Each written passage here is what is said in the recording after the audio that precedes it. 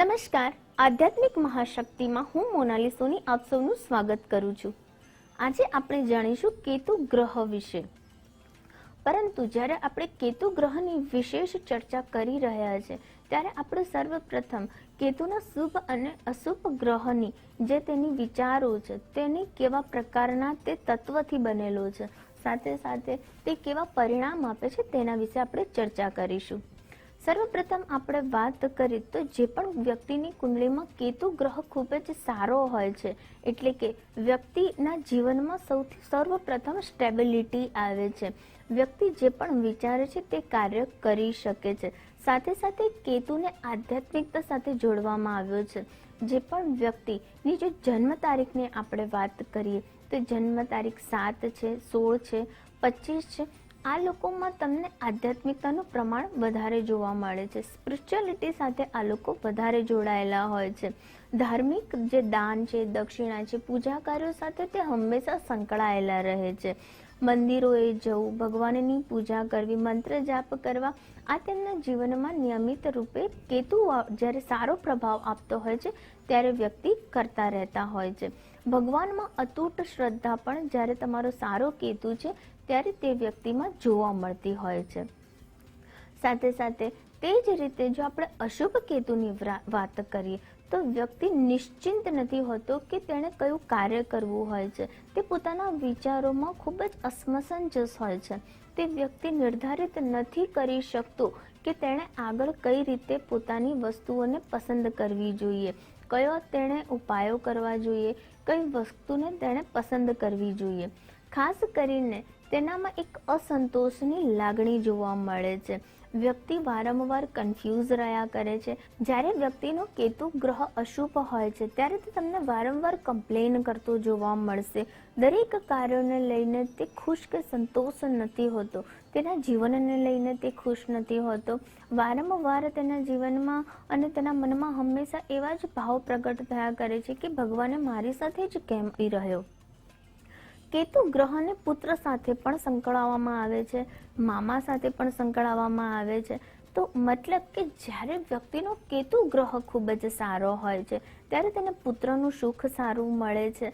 સાથે સાથે તેને પોતાના મોસાળ પક્ષથી પણ સારા એવા લાભ થતા જોવા મળે છે। કેતુ ગ્રહની જો આપણે વિશેષ ચર્ચા કરીએ તો કેતુ જે છે તેને દરેક પ્રાણીઓ સાથે સંકળાવવામાં આવે છે। માટે તમે દરેક પ્રાણીઓની સેવા કરો છો, તેમને કોઈ પણ જાનહાનિ નથી પહોંચાડતા, તો પણ તમારો કેતુ ગ્રહ તમને ખૂબ જ સારું પરિણામ આપે છે। જ્યારે કેતુના આપણે વાત કરીએ છીએ ત્યારે કેતુના જે ઉપાયો છે તે વ્યક્તિએ આજીવન કરવાના હોય છે, જેના કારણે તેના આ જન્મની સાથે સાથે તેનો જે આવનારો જન્મ છે તે પણ તે ખૂબ જ શુભ બનાવી શકે છે। માટે વ્યક્તિએ પ્રાણીઓની સેવા કરવી, ખાસ કરીને જો તમે કૂતરાને તમે ખાવાનું ખવડાવો છો, ખાસ કરીને કાળા કલરના કૂતરાને સરસવના તેલની જો રોટલી બનાવીને તમે ખવડાવો છો તો પણ તમારો કેતુ ગ્રહ શાંત બને છે। આગળ જો આપણે વાત કરીએ તો જે કેતુવાળા જે લોકો હોય છે તે લોકો ખૂબ જ સ્પિરિચ્યુઅલિટી અને આધ્યાત્મિકતાની સાથે ખૂબ જ સારા દોસ્ત હોય છે। તમે જોજો કે જે પણ લોકોની ડેટ ઓફ બર્થ 7 છે, 25 છે અને 16 છે તો આ લોકો ખૂબ જ સારા દોસ્ત હશે। તેમનું જે સર્કલ છે તે પણ ખૂબ જ વધારે હશે, પરંતુ ખૂબ જ સારું મોટું સર્કલ હોવા છતાં પણ તે હંમેશા પોતાની જાતને એકલવાયા મહેસૂસ કરતા હોય છે। એટલે કે જે પોતાની લાગણીઓ છે તેને જલ્દી બીજાને તે નથી કહી શકતા। પોતાની દરેક સમસ્યાઓનું જાતે સમાધાન કરે છે, પરંતુ જ્યારે તેમના કોઈ પણ સગાવહાલા છે, તેમના દોસ્તો છે કે જરૂરત પડે જે પણ લોકો કેતુવાળા લોકોને બોલાવે છે તો તેઓ તરત દોડીને તેમની હેલ્પ કરવા જતા હોય છે। માટે એવું કહેવાય છે કે કેતુ ખૂબ જ સારામાં સારો દોસ્ત છે। અને કેતુ એટલે કે તમે દરેક પ્રાણીની તો સેવા કરો છો, સાથે સાથે તમે તમારા કર્મને સારા બનાવો છો, કોઈને પણ જાનહાનિ નથી પહોંચાડતા, તમે પાપ નથી કરતા, તો પણ કેતુ ગ્રહ તમને ઉચ્ચ પરિણામ આપતા હોય છે। સાથે સાથે જ્યારે કેતુ ગ્રહના વિશેષ ઉપાયની વાત કરવામાં આવે તો જે મંદિરની ધજા છે તેને પણ કેતુ ગ્રહ સાથે સંકળાવવામાં આવે છે. જ્યારે વ્યક્તિનો કેતુ ગ્રહ ખૂબ જ અશુભ હોય છે ત્યારે તેના લગ્ન જીવનમાં પણ તકલીફો ઉત્પન્ન કરતા હોય છે.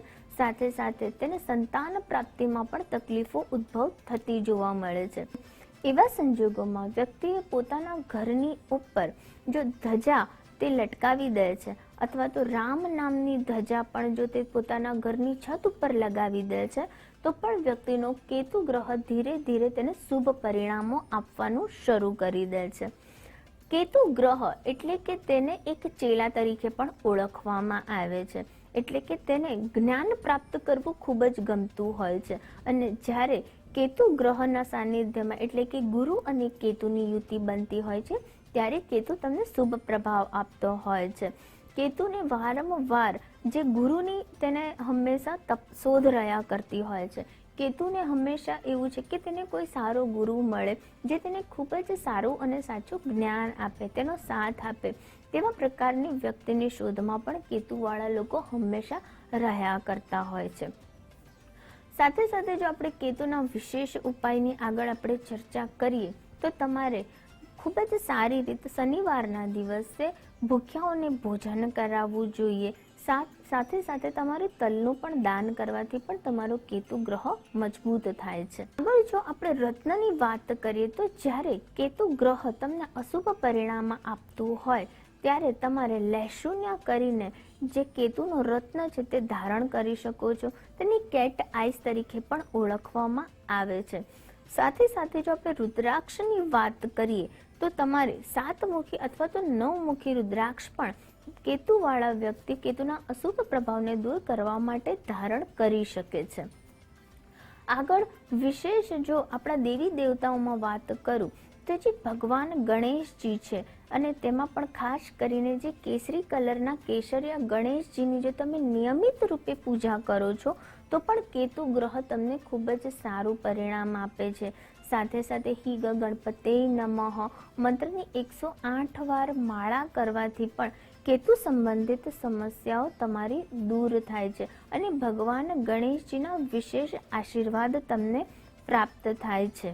આગળ જ્યારે આપણે કુંડળીની વાત કરીએ તો જ્યારે કેતુ ગ્રહ જે છે કેટલાક શુભ ગ્રહો સાથે બેસી જાય છે તો પણ એ શુભ ગ્રહની અસર પણ ક્યાંક ને ક્યાંક તમારા જીવનમાં ઓછી થતી જોવા મળે છે. સાથે સાથે કેટલાક કુર ગ્રહો સાથે પણ જો કેતુ બિરાજમાન થઈ જાય તો કેતુ વધારે પડતો નબળો ગ્રહ બની જાય છે અને વ્યક્તિના જીવનમાં ઉધારી છે, ઋણ છે, તેના દાંપત્ય જીવનની તકલીફો, કેટલીક બીમારી પણ તેના જીવનમાં આવી જાય છે અને વધારે પડતા અવરોધો અને મુસીબતોનો સામનો તે વ્યક્તિને કરવો પડતો હોય છે. માટે કેતુના વિશેષ ઉપાયો પણ વ્યક્તિ કરી શકે છે. સાથે સાથે કેતુના વિશેષ ઉપાયની જો વાત કરીએ તો બુધવારની સાંજે પણ વ્યક્તિએ કેળા અને તલ મંદિરમાં દાન કરવા જોઈએ. જેટલું પણ બને છે વ્યક્તિ દાન દક્ષિણા કરે છે. જે પણ જરૂરિયાતવાળા લોકો છે તેમને મદદરૂપ થાય છે, તેમની સહાય કરે છે તો પણ વ્યક્તિના જીવનમાં કેતુ સંબંધિત દરેક તકલીફો દૂર થાય છે. તો આ સાથે કેતુ ગ્રહના જે વિશેષ ઉપાયો મેં તમને જણાવ્યા છે તે ચોક્કસથી તમે કરીને કેતુના અશુભ પ્રભાવને તમારા જીવનથી દૂર કરશો. તે સાથે હું આશા રાખું છું કે તમને જે પણ માહિતી મેં આપી છે તે ચોક્કસથી ગમી હશે. નમસ્કાર.